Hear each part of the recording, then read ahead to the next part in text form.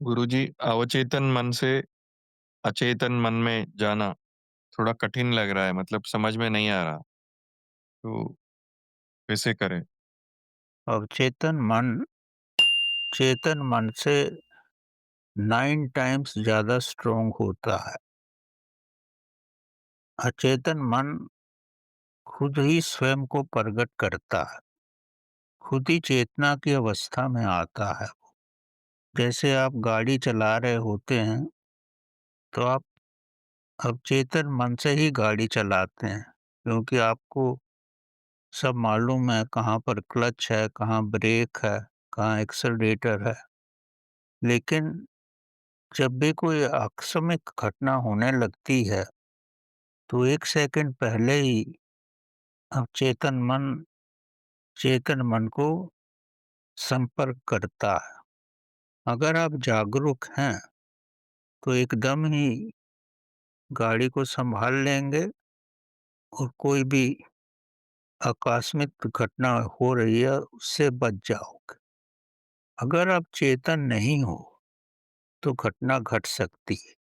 अवचेतन मन हमेशा ही आपके बैकग्राउंड में रहता है, परिस्थिति होने पर आपको पहले ही संकेत दे देता है। लेकिन अगर आप ही सुप्तावस्था में हो, तो अवचेतन मन के से जो भी सिग्नल आते हैं, आप उसको नहीं समझ सकते।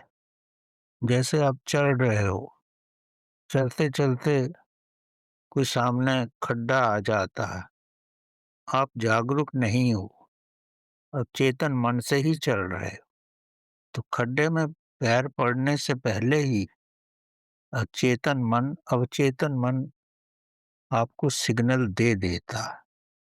लेकिन अगर आप ही सोए हुए हो, तो फिर आप खड्डे में गिर जाओगे।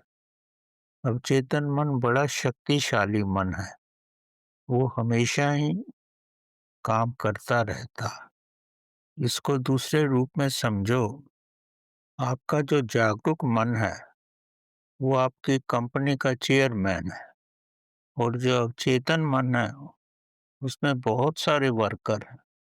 वो हर तरह से देखते रहते हैं और जब भी कोई परिस्थिति होती है और जब भी चेयरमैन को कांटेक्ट करना होता है, तो अवचेतन मन सिग्नल भेजता है और अगर चेयरमैन ही सोया हुआ है या अपने स्थान पर नहीं है, तो दुर्घटना घट सकती है।